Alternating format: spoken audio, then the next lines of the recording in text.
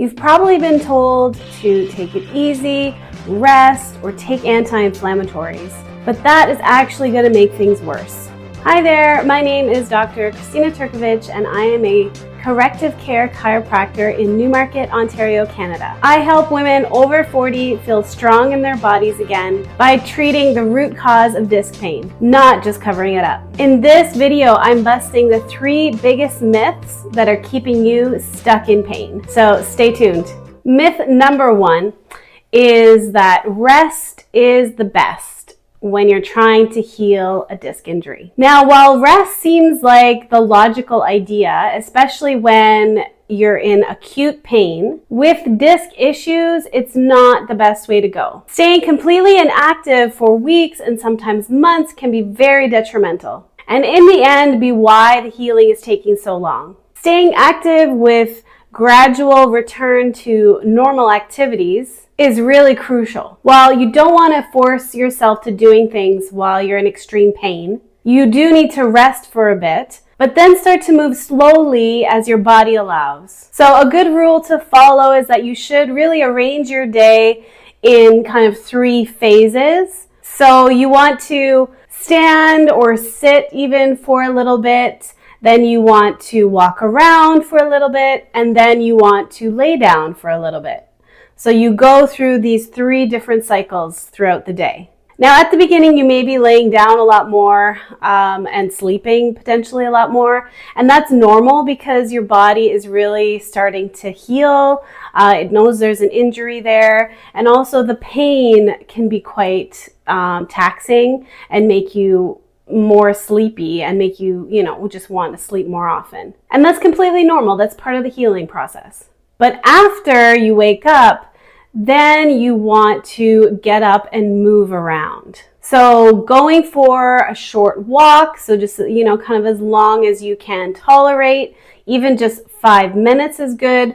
Or if you can do, you can't get outside, you can do laps around the house, inside your home, just kind of walk the pattern of your home, go through all the different rooms, just so that we can start getting the blood flow moving. So getting your blood flow going gets much needed nutrients to the area that's injured. So it's going to help with the healing. It also helps getting the lymphatic system flowing, because your legs are moving, the muscles are pumping, and so this will take away the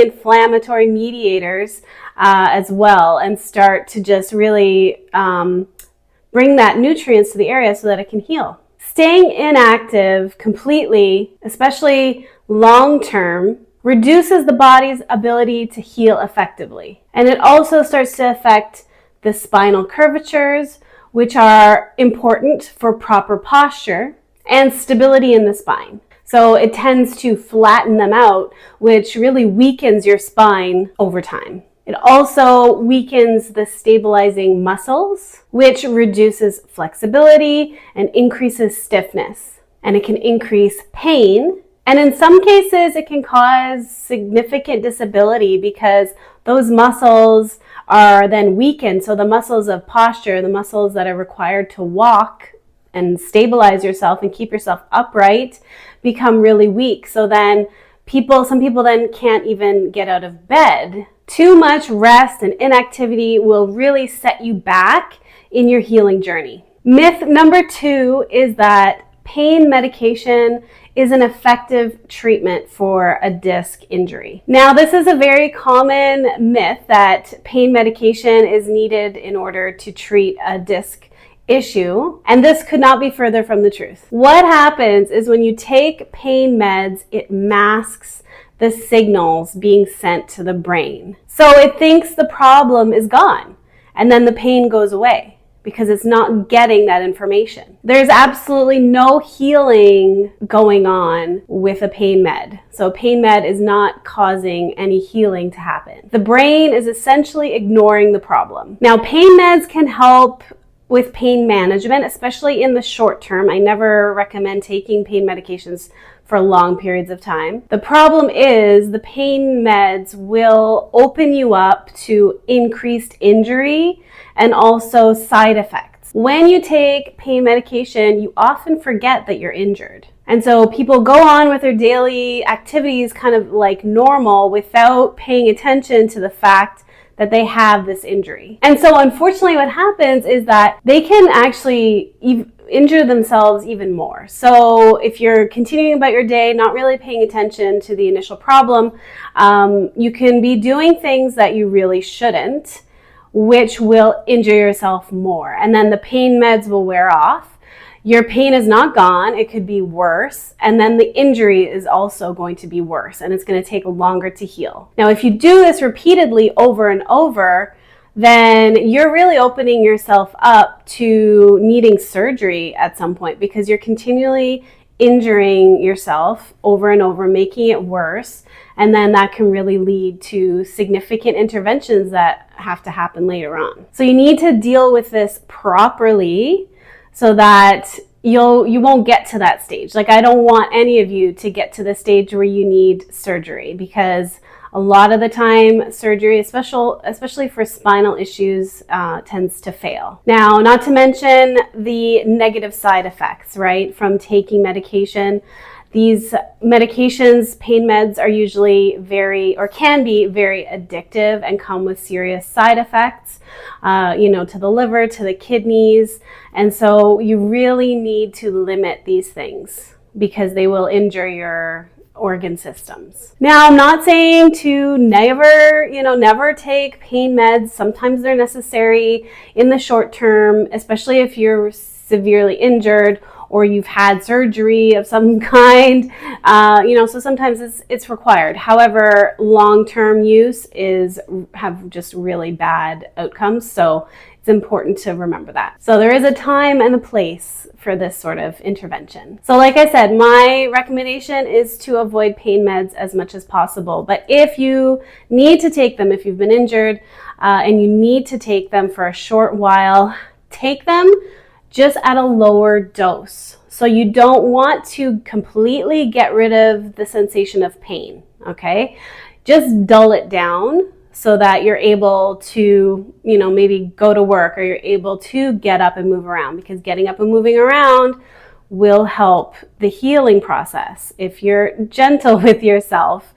And then it makes you aware that you still have the problem, so you're not going to do something that's going to re-injure you or make it worse. And I will also say, immediately seek treatment from a chiropractor to promote that natural healing, because we really need to bump that up. So did you know that the research shows that getting a chiropractic adjustment is equally as effective as taking a pain pill? So what does that mean exactly? It really just means that chiropractic is a really effective tool against pain and for pain management without those crazy side effects. And it actually assists the healing process, unlike a pain med, which really doesn't help the healing at all. But chiropractic is an essential natural healing method that's been used for centuries. It actually gets to the root cause of the problem. So then you heal the initial issue, and then you won't have to deal with it again later or re-injure yourself. So overall, pain meds are going to keep you in the cycle of pain, re-injury, and weakness. Myth number 3, and the final myth, is that aging equals decline. You hear it often. People tend to say, don't get old because your body is just going to stop working. Things are just going to go downhill, and there's virtually nothing you can do about it. Well, that's completely false.